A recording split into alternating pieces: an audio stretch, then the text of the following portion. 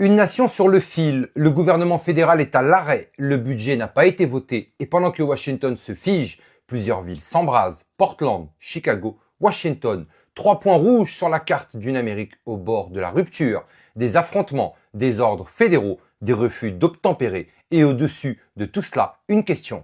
Sommes-nous en train d'assister à une guerre intérieure ? Portland, le centre de détention de l'ICE est encerclé depuis des nuits. Des groupes d'extrême gauche affrontent les forces fédérales. La secrétaire à la sécurité intérieure, Kristi Noem, arrive sur place. Son message est clair, la ville doit être sécurisée. Elle promet protection aux agents fédéraux et sécurité aux habitants, mais dans les couloirs du pouvoir local, la tension monte. Le maire hésite, le gouverneur proteste. Pendant ce temps, les agents se préparent. Les ordres viennent directement de Washington. Le président exige les arrestations. Des unités fédérales sortent en force. Le département de la sécurité intérieure affirme que des responsables locaux ont menti sur le refus d'aide policière. Le ton se durcit. Arrêtez de protéger les criminels. Mensonges politiques ou chaos orchestré. Qui contrôle encore Portland, la mairie ou l'État fédéral ?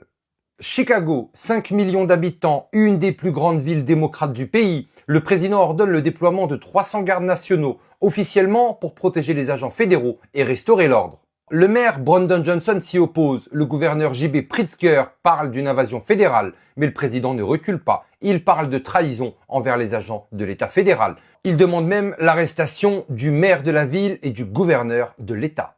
Le département de la sécurité intérieure publie un rapport. Plus de 110 000 membres de gangs à Chicago, 1 millier de fusillades, des centaines d'homicides. Mais le maire s'enferme dans le refus. Les ordres fédéraux s'opposent aux décrets municipaux. 2 autorités, 2 vérités, un seul territoire. L'Amérique se divise sur sa propre loi. Depuis Washington, la rhétorique s'intensifie. Le président parle désormais d'agitateurs, d'anarchistes, de personnes payées pour semer le chaos. La secrétaire Noem promet de ne laisser aucune pierre non retournée. Pam Bondi, ministre de la Justice, déclare « Nous détruirons cette organisation de haut en bas. Des mots qui pèsent lourd. Antifa est désormais qualifié d'organisation terroriste. Des opérations conjointes sont préparées. La population regarde, partagée, confuse. Faut-il restaurer la sécurité à tout prix ou risquons-nous de franchir une ligne invisible entre justice et vengeance ?»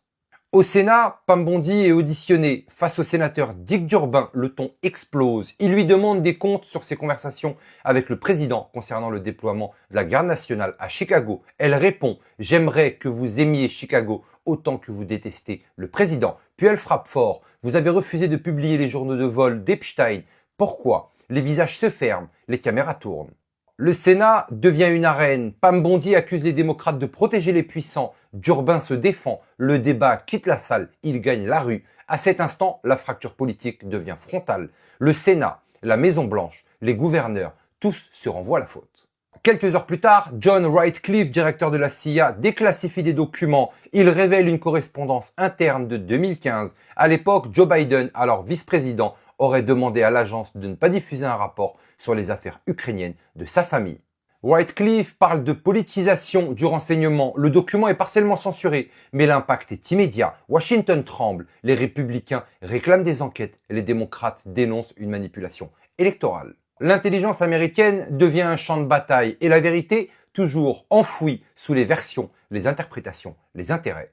Le secrétaire au Trésor Scott Bessent annonce une mission spéciale. Objectif, cartographier la structure financière d'Antifa, identifier les circuits, les comptes, les fonds. À ses côtés, Kash Patel, directeur du FBI, confirme. Le gouvernement prépare un dossier complet sur les liens financiers entre organisations activistes et réseaux privés. Dans les couloirs, un mot circule, RICO, une loi conçue pour démanteler les organisations criminelles, est désormais appliquée à un mouvement public. Jusqu'où ira cette logique ? Et si le RICO devenait l'arme du pouvoir contre ses opposants ? Quelques jours après son audition, Pam Bondi réapparaît. Cette fois, elle n'est plus au Sénat, elle est aux côtés du président. Annonce claire, nous allons éradiquer cette organisation. Aucun financeur ne sera épargné. Trump ajoute, ces gens sont payés, vous allez bientôt découvrir ce que nous avons sur eux. Les caméras s'allument et les mots RICO et Insurrection Act résonnent dans le même discours. La ligne rouge se rapproche. L'Insurrection Act est une loi de 1807, rarement évoquée, presque jamais appliquée. Elle permet au président de déployer l'armée sur le sol américain en cas de troubles civils majeurs. Trump ne s'en cache plus. S'il nous empêche d'assurer la sécurité, nous invoquerons cette loi. Une déclaration lourde, historique, une arme légale pour certains, un signal de guerre civile pour d'autres. Le pays retient son souffle. À mesure que les forces fédérales s'installent à Portland et à Chicago, les services de renseignement remontent les pistes. Des flux d'argent, des associations, des intermédiaires, des noms apparaissent dans les briefings internes. Des alliances politiques se fissurent, les juges, les gouverneurs, les sénateurs, tout le monde regarde derrière soi, l'État fédéral se renforce, les États se replient et la frontière invisible entre sécurité et autoritarisme devient floue. À Chicago, la guerre nationale reste. À Portland, l'ICE se barricade. À Washington, les commissions s'enchaînent. Les démocrates parlent d'abus de pouvoir. Les républicains parlent de guerre intérieure. Les citoyens, eux, s'interrogent. Que devient la démocratie quand les institutions se soupçonnent entre elles? Ce n'est plus un conflit d'idées, c'est une lutte pour le contrôle du pays. Portland, Chicago, Washington, 3 foyers, un seul malaise, la confiance s'effrite. Le président parle d'ordre, les gouverneurs parlent de liberté et le peuple, lui, observe. Jusqu'où ira cette confrontation? L'Amérique traverse-t-elle une crise politique ou les prémices d'une fracture historique? Une chose est certaine, la guerre des institutions a commencé. La seule issue semble être militaire, mais surtout n'oubliez pas, on n'est clairement pas au bout de nos surprises.